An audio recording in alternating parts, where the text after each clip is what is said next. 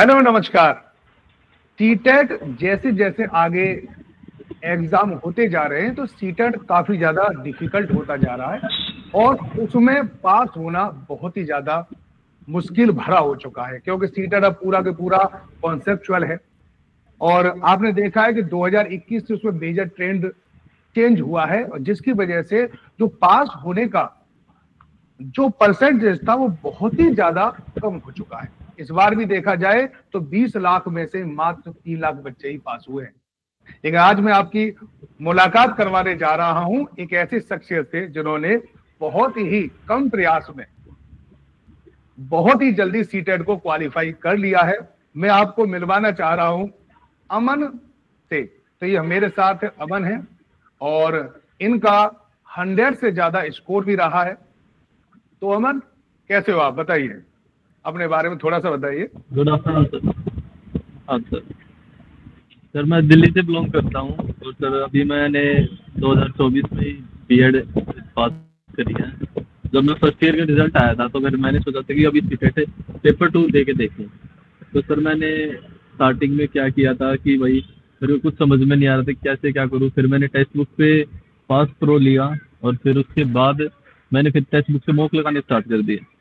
और सर मैंने कोई कोचिंग वगैरह नहीं ली थी और उसमें साथ के साथ वहीं से पास पास प्रो से क्या कहते हैं प्रीवियस ईयर लगाए और सर क्लियर कर दिया। अमन, शुरुआत में अपनी थोड़ी जिंदगी से रिलेटेड बताइए कि अगर व्यक्ति कोई अच्छा। शिक्षक बनना चाहता है तो उसे कौन कौन सी डिफिकल्टीज फेस करनी पड़ती हैं। तो ऐसी कोई डिफिकल्टीज आपकी जिंदगी में रही है जो आपको फेस करनी पड़ी हो और उस पर आपने सर काबू करके डिफिकल्टी। सीटेट को क्वालिफाई किया है? हाँ सर, क्योंकि सर मैंने क्या कहते हैं टीचिंग लाइन मेरी सर स्कूलिंग से ही मेरा इंटरेस्ट था।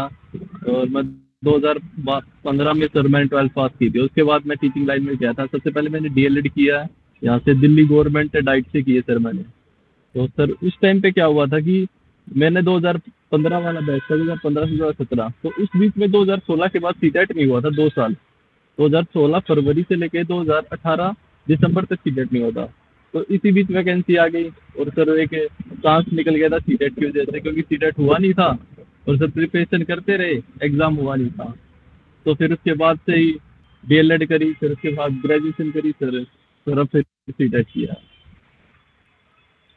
तो जो भी शिक्षक बनना चाहते हैं उनके लिए सीटेट करना अनिवार्य है और शुरुआत से उसकी तैयारी हाँ करनी सर। चाहिए, ऐसा कुछ कहना चाह रहे हैं बच्चों से आप?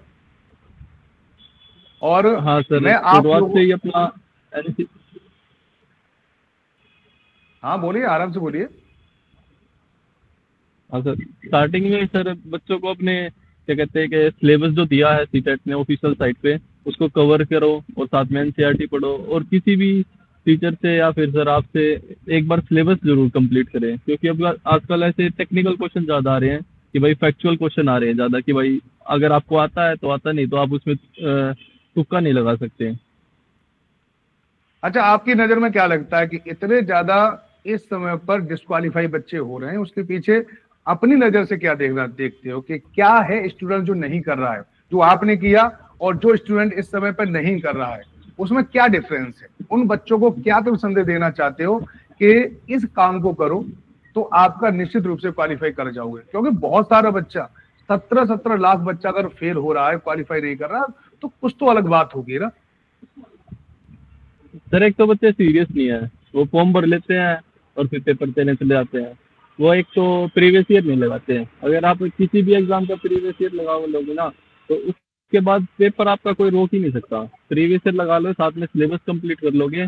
और इसलिए मेरे को टेक्स्ट बुक सबसे अच्छा लगता है, क्योंकि उस पर हर प्रीवियस ईयर है, हर सब्जेक्ट का प्रीवियस है, सोशल साइंस का हो, साइंस का हो, या पेपर सीटेट पेपर 1 हो, पेपर 2 हो। तो उसमें अगर आप प्रीवियस ईयर लगाओगे और साथ में टेक्स्ट बुक में जो एक्सप्लेनेशन लिखी है नीचे हर क्वेश्चन के, वो पढ़ के भी चले जाओगे तब भी पास हो जाओगे आप सारे। अच्छा, प्रीवियस ईयर के जो क्वेश्चन के लिए आपने टेक्स्ट बुक का पास प्रो लिया था, उससे आपके लगभग लगभग कितने क्वेश्चन आए होंगे सीटेट में, या उससे रिलेटेड क्वेश्चन आए थे कि नहीं आए थे, बताइए। सर आए थे, क्योंकि सीटेट में लगभग क्या कहते हैं घुमा फिरा के वही क्वेश्चन आते हैं एनसीईआरटी में से। और लगभग क्या कहते हैं मेरे सोशल साइंस पार्ट में 20 to 30 क्वेश्चन तो इसी में से आ गए सब्जेक्ट में से।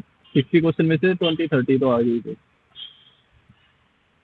जैसे हम जब क्वेश्चन अटेम्प्ट करते हैं तो उसका एक्सप्लेनेशन आता है, और जब टीचर भी एक्सप्लेनेशन कराता है तो एक्सप्लेनेशन कराने के बाद यानी एक्सप्लेनेशन से लगभग लगभग सारे क्वेश्चन मिल जाते हैं। यानी तब बच्चों को पीवाईपी करनी चाहिए, टॉपिक को अच्छे से कवर करना चाहिए, है ना, हर एक टॉपिक को, और एनसीईआरटी पे बेसिक रूप से ध्यान रखना चाहिए। अच्छा, एक और चीज है, एसएसटी वाले बच्चे जो भी तैयारी करते हैं तो उन्हें ये लगता है कि सर एसएसटी तो बहुत टिपिकल होती है, तो आपको क्या लगता है एसएसटी को लेके? नहीं सर, एसएसटी में कुछ है नहीं इतना खास है।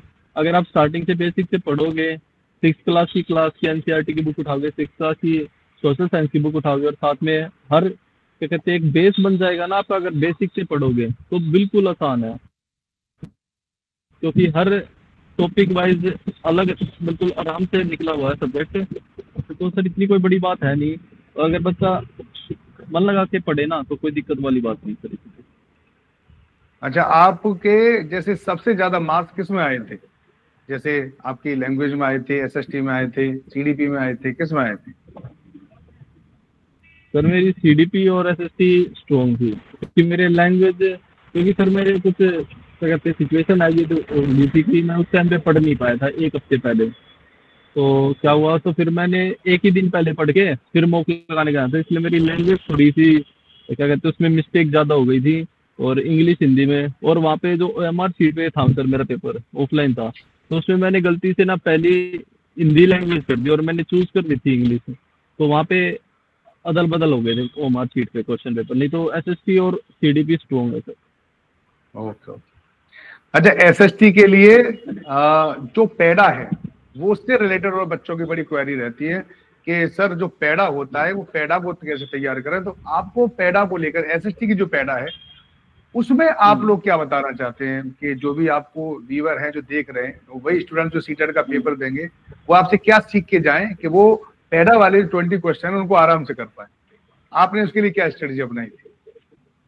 सर उसके लिए तो मैंने सर टेक्स्ट बुक से ही जितने प्रीवियस ईयर लगा सकते हैं, जितने आपने मॉक टेस्ट बना रखे हैं टेक्स्ट बुक के, वही किए थे, और वहीं से मैंने अपने पेडागोजी तैयार करी थी। और साथ में जो दो टॉपिक मेरे समझ में नहीं आते थे उसको यूट्यूब पे सर्च किया और वहाँ पे अपना क्लैरिफाई कर लिया था अपने डाउट। तो जो स्टूडेंट हैं उनको पूरा कोर्स कवर करने के लिए किसी कोर्स को ज्वाइन करना ठीक रहता है कि अगर टीचर अगर आपको पढ़ा रहा है तो वो सही रहेगा कि केवल और केवल आप किताबों से ही पढ़ें, या पूरा होलिस्टिक जितना भी हमारा कोर्स होता है उसको पूरा पढ़ें, यानी बिल्कुल जीरो लेवल से अप लेवल तक टीचर की अगर उसमें हेल्प हो जाए तो वो और ज्यादा अच्छा रहेगा? सर टीचर से पढ़ोगे तो बेस्ट है, क्योंकि आपको एक गाइडेंस मिल जाती है। टीचर आपको हर टाइम टू टाइम आपको चेक करता है, एनालिसिस करता है आपका कितनी स्टडी होगी, कितनी ग्रोथ कर रहे हो आप। अगर टीचर से कोर्स लेके पढ़ोगे तो आपको एक ये भी रहेगा कि हाँ भाई मेरे पास ये टारगेट है, टीचर ने ये टारगेट दिया, ये क्लासेज हुई है, ये टॉपिक हुआ है। तो अगर आप सिलेबस टीचर से कर लोगे उससे बेटर नहीं है। अच्छा, एक और चीज जो स्टूडेंट है ना बहुत ज्यादा परेशान रहते हैं, हमसे बार बार क्वेश्चन करते हैं कि सर पेपर बहुत लेंदी आता है और इतने समय में इतने लेंदी पेपर को हम टाइम मैनेजमेंट नहीं कर पाते, अंदर बैठ के उसको टाइम मैनेजमेंट कैसे करें? क्या आपने पूरे 150 प्रश्नों को पढ़ा था या आप पढ़ पाए थे इतने समय में? ये बताइए मुझे बस। सर टाइम मैनेजमेंट की दिक्कत रहती है। मैंने तो सर मैं क्या करता हूँ, मेरा ऑफलाइन एग्जाम हुआ था तो सर मैंने ओएमआर शीट फिल करी, उसके बाद ओएमआर शीट को साइड में रख दिया। पहले मैंने अपना पूरा पेपर सोल्व किया, मेरे को जितना आता था 150 क्वेश्चन, पहले मैंने पूरे 150 क्वेश्चन देखे हैं, हर एक क्वेश्चन को पढ़ा है, जिसमें मैं शॉर्टिंग वहीं पे क्वेश्चन को टिक कर देता क्वेश्चन पेपर में। और जब लास्ट का हाफ एन आवर बचता है तब मैं ओएमआर शीट फिल करता हूँ, और जो बाकी 5-7 क्वेश्चन जो रह गए जिनमें मेरे को बिल्कुल भी नहीं आता कि भाई मेरे को आते ही नहीं है, उनमें फिर मैं सर क्या कहते हैं गैस क्लिक करके फिर मैं आंसर फिल करता हूँ। अगर आप आराम से पढ़ोगे ना स्टार्टिंग से लेकर एंड तक तो 2.5 घंटे में 150 क्वेश्चन आराम से हो जाएंगे। अच्छा, जो क्वेश्चन आप पे नहीं आते थे क्योंकि नेगेटिव मार्किंग सीटेट में नहीं होती, उन क्वेश्चन के लिए आपने क्या किया था कि सर उन एक ही को ऑप्शन मैंने टिक करके आए थे कि अलग अलग ऑप्शन टिक किए थे जो बाकी जो क्वेश्चन सर बचते हैं? ये नहीं किया था मैंने सर, ओड वन आउट कर लिया था कि भाई मेरे को ये पता चल गया था 2 ऑप्शन में तो ये आंसर हो ही नहीं सकता, और फिर उनमें सर मेरे को ये लगा कि ज्यादा कौन सा ठीक होगा आंसर, उसमें देख के ये आंसर लगाए थे उसमें। अच्छा ये बताओ कि आपको टेक्स्ट बुक के बारे में कैसे पता चला था कि टेक्स्ट बुक सीटेट की तैयारी कराता है, उसके लैब बैच भी आते हैं, उसके जो टेक्स्ट बुक के तो जो टेस्ट है, हमारे टेस्ट हैं, तो वो तो दुनिया के सबसे अच्छे टेस्ट माने जाते हैं और उसका हाँ एनालिसिस भी बहुत ही गजब का होता है ना। लेकिन आपको इसके बारे में जी पता कैसे चला? सर, टेस्ट बुक पे सब मैं क्या कहते हैं टाइम से लगा, मतलब अभी मैं गवर्नमेंट जॉब की प्रिपरेशन भी कर रहा हूँ, साथ में मॉक भी लगा रहा हूँ। तो उसी में टेक्स्ट बुक्स में देख लिया था मैंने कि हाँ भाई सीटेट के पेपर ही हैं। और मैंने क्या कहते हैं सब लाइब्रेरी में बैठते तो सभी बच्चों ने पास ले रखा टेक्स्ट बुक का, 90% बच्चों ने, तो सर उसी को देख के टेक्स्ट बुक से ज्वाइन करके पास ले लिया था सर। और आपने लैंग्वेज के पेपर कैसे तैयार किए थे? हिंदी जो लैंग्वेज का सेक्शन है, हिंदी का, इंग्लिश का, इसको कैसे तैयार किया था? इसमें कुछ स्ट्रेटजी सर आपकी हो? नहीं सर, लैंग्वेज का सर मैंने तैयार नहीं किया था, और इसमें यहीं पे मेरे नंबर ज़्यादा कट गए थे। तो क्योंकि इंग्लिश और हिंदी मैंने क्या कहते हैं प्रिपरेशन नहीं करी थी, और ऐसे ही पेपर देने चला गया था। लेकिन इस बार मैं प्रिपरेशन करके जाऊँगा सर। और सीडीपी के बारे में कुछ? सीडीपी आपने कैसे स्ट्रॉन्ग सीडीपी करी? में। आप कह रहे थे सीडीपी अच्छी है और एसएसटी अच्छी है, तो सीडीपी को हाँ अच्छा जी, हाँ करने जी। के लिए आपने कोई बुक भी पढ़ी थी क्या? कोई कोई बुक रिकमेंड करना चाहते हो, वो भी बता सकते हैं आप। सर सीडीपी के लिए मैंने सर पहले पढ़ी थी अनीता वुल्फ की है सीडीपी, क्योंकि मेरा भी साइकोलॉजी का पार्ट भी है सीआरटी में। तो अनीता वुल्फ की पढ़ी थी, तो साथ में एनआई के नोट है मेरे पास, तो सर उसी से सीडीपी कर रखी है मैंने। और एसएसटी के लिए पीवाईक्यू के अलावा आपने कोई बुक लगाई थी? हाँ सर, एनसीईआरटी की बुक मैंने पढ़ के गया था, क्योंकि वो मैंने पहले पढ़ ली थी। एनसीईआरटी की बुक में से ही क्वेश्चन आते हैं, सोशल साइंस के 6 to 10 करके गया था। तो बच्चों को एनसीईआरटी पढ़ते समय किन किन बातों का ध्यान रखना चाहिए? जैसे कि तुमने पढ़ी होगी, तो उसमें किस चीज को फोकस करना चाहिए, किस चीज को छोड़ देना चाहिए? आपको अपने अपनी मर्जी के हिसाब से बताना कि आपने क्या किया था उसमें, क्योंकि एनसीईआरटी बहुत है, एक एक सर लाइन को याद नहीं किया जा सकता, क्योंकि कम से कम हाँ सर। तीन होती 9 एनसीईआरटी हैं आपकी, 6 7 8 की।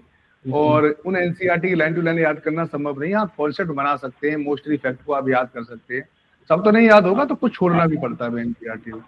तो आपने हाँ, क्या? जैसे हाँ, मेन मेन फोकस है।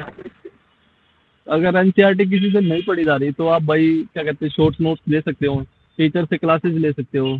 लेकिन बेस्ट ये होगा कि आप खुद से पढ़ोगे, तो एनसीईआरटी इतनी लंबी है नहीं, क्योंकि उसके अंदर स्टोरी टाइप है, तो आपको पढ़ने में मजा भी आएगा, और साथ में आपके कॉन्सेप्ट भी क्लियर होंगे।